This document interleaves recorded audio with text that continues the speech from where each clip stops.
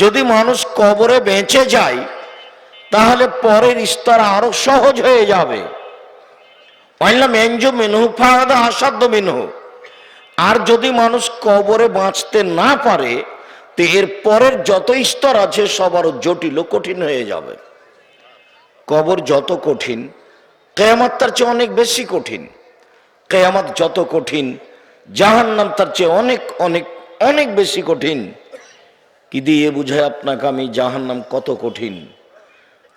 কবর প্রথম স্তর, এই জন্য আমি কাঁদি যে এইখানে যদি ঠেকে যাই তাহলে বাকিগুলি আরো কঠিন হবে, আর এখানে যদি পার হয়ে যাই তাহলে বাকিগুলি সহজ হবে। তিনি আরো বলেন যে রাসূল সাল্লাল্লাহু আলাইহি ওয়াসাল্লাম বলেছেন, মারাইতু মানজারান কাত্তাল কাবরাম জামিনু, আমার জীবনে আমি দেখিনি কোনো দৃশ্য যেটা কবরের চেয়ে আশ্চর্য হতে পারে।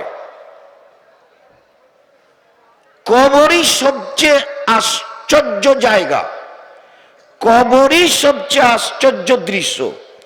আমার জীবনে আমি দেখিনি কোনো দৃশ্য যেটা কবরের চেয়ে আশ্চর্য হতে পারে। কবরই সবচেয়ে আশ্চর্য। রাসূল সাল্লাল্লাহু আলাইহি ওয়াসাল্লাম বলেন, কবরে যে ফেরেশতা শাস্তি দেন সেই ফেরেশতা চোখে দেখে না, চোখে অন্ধ। কবরে যে ফেরেশতা শাস্তি দেন সেই ফেরেশতা কানে শোনে না, কানে বধির। কত জোরে মারছেন, লোকটা কত জোরে চিল্লাচ্ছে এটা উনি বুঝতে পারেন না, আর কিভাবে ছটফট করছে লোকটা মায়ের কারণে এটা উনি দেখতে পান না। আল্লাহ তাকে নির্ধারণ করেছেন অন্ধ করে, আল্লাহ তাকে নির্ধারণ করেছেন বধির করে। এ কথা মুহাম্মদ সাল্লাল্লাহু আলাইহি সাল্লাম বলেন। কবর যত কঠিন, কিয়ামত তার চেয়ে অনেক বেশি কঠিন। কিয়ামত যত কঠিন, জাহান্নাম তার চেয়ে অনেক অনেক অনেক বেশি কঠিন। রাসূল সাল্লাল্লাহু আলাইহি ওয়াসাল্লাম বলেন, জিজ্ঞাসার উত্তর দিতে না পারলে ফেরেশতা মারবেন।